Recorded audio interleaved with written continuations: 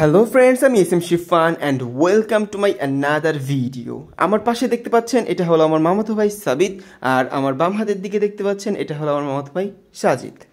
আর এই দিকে দেখতে পাচ্ছেন আমার মামা, তার পাশে আছে আমার আম্মু, তার পাশে আছে আমার খালামণি, আর সামনের সিটে বসেছে আমার নানা, আর ওই পাশে ড্রাইভার। তো আজকে আমরা যাচ্ছি আমার মেজু খালুর বাসায় তালমাতে। এই রেল লাইনের পরেই দেখতে পাচ্ছেন আমার মেজু খালুর বাসা। আমরা গাড়িতে করে আসছিলাম, তখন মেজু খালু দেখি মসজিদ থেকে দৌড়ে আমাদেরকে দেখে ছুটে চলে আসছে। আর এই হলো আমার মেজু খালু, উনি মূলত তালমা স্কুলের সিনিয়র শিক্ষক। আর আমার মেজু খালু অনেক ভালো একজন মানুষ। তো খালু আমাদেরকে ঘরে নিয়ে যায়, কিন্তু বুঝে নিত চার দেওয়ালের মাঝেই তো সবসময় থাকি, তো এখন আর ঘুরতে এসে চার দেওয়ালের মাঝে থাকতে ইচ্ছা করছে না। তাই আমি আর আমার মামাতো দুই ভাই একটু ঘুরে আসলাম। তো ডান সাইডে দেখতে পাচ্ছেন এটা হলো আমার খালুর বাসা। আজকে মূলত খালু একটা বড় সড়ো ইফতারের আয়োজন করেছিল, এবং এর পাশাপাশি তার নতুন বিল্ডিং এর নির্মাণ কাজ চলছিল। তো আমি আর আমার মামাতো ভাইরা একটু বাসার পেছনে ঘুরতে আসছি। দেখেন কত সুন্দর ভিউ, আর গাছপালা এবং পানির কারণে সুন্দর একটা ঠান্ডা পরিবেশ সৃষ্টি হয়েছে। আর বর্ষার সিজন নেই, তো তাই পানিটা শুকিয়ে গিয়েছে। যদি বর্ষার সিজন থাকতো তাহলে এখানে আর নামতে পারতাম না আমরা। দেখতে পাচ্ছেন কত সুন্দর একটা পরিবেশ, মনোরম পরিবেশ। আমারও ক্যামেরার পেছনে আছে সাজিদ, ওই দেখেন আর একটা অকাম করা শুরু করে দিয়েছে।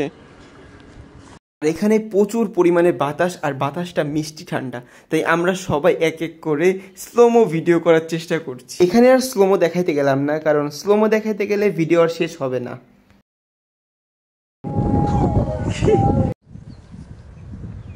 আরে বড় ভাই, আরে বড় ভাই,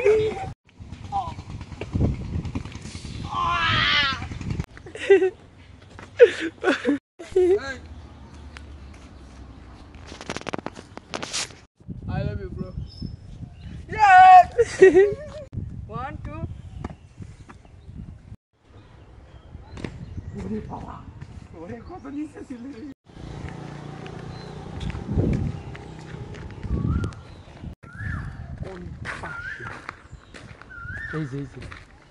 এখন আমি আর আমার মামাতো দুই ভাই আর আমার মামা, এই চারজন মিলে আমার খালুর নতুন বাসা করা দেখতে যাচ্ছি। আর একটা সুন্দর বিষয় কি জানেন, বাসাটা না একবারে হসপিটালের পাশে।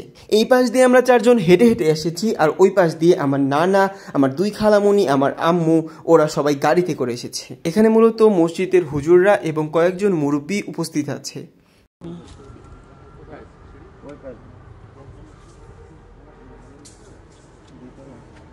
আর এইটা হলো সেই হসপিটাল। আর দেখেছেন ওইখানে কত বড় মধুমাছির চাক।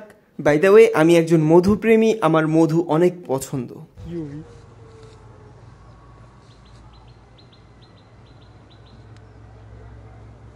আর বাইরে অনেক রোদ, তো তাই আমরা একটু হসপিটালের মধ্যে এসে বসে থাকি। আর এখানে আমার এই মামাতো ভাইটা অসুস্থ হয়ে গিয়েছে।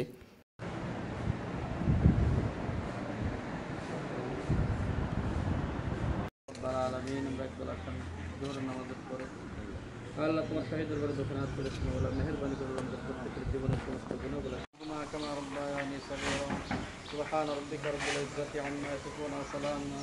আর এরপরে আমরা ওইখানে কিছুক্ষণ উপস্থিত থেকে চলে আসি, আর বাকিরা সবাই গাড়িতে করে আসি। এখানে আবার নানা মামারা ইফতারি পর্যন্ত থাকতে পারে না, কারণ ইফতারি পর্যন্ত থাকলে তারা তাদের তারাবি মিস করবে। সেই জন্য খালু ইফতারি কিনে এনে নানাদেরকে দিয়ে দেয়। আর এই পাশ দিয়ে টিলিয়াপু, দুলাভাই আর আমার ভাগ্নি এসেছিল, তো দুলাভাইকে আমি আবার এখানে নিয়ে আসি।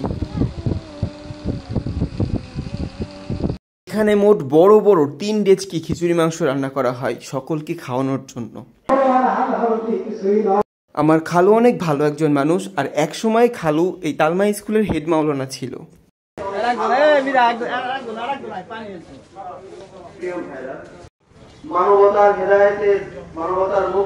এখান থেকে মূলত প্লেটে প্লেটে সার্ভ করা হবে, আর এখান থেকে প্যান্ডেলে নিয়ে সকলকে বিতরণ করা হবে। আর এই দেখেন কত পরিমাণে মানুষ।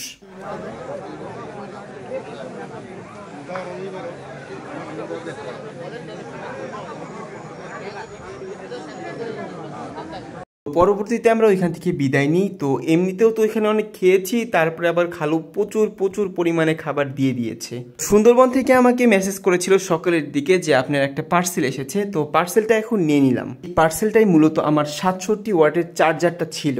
এর পেছনে আবার আরেকটা কারণ আছে, কারণ আমি আমার জুয়াপুর বাসায় কয়দিন ছিলাম, তো সেখানে আমি ভুলবশত আমার চার্জারটা রেখে আসি।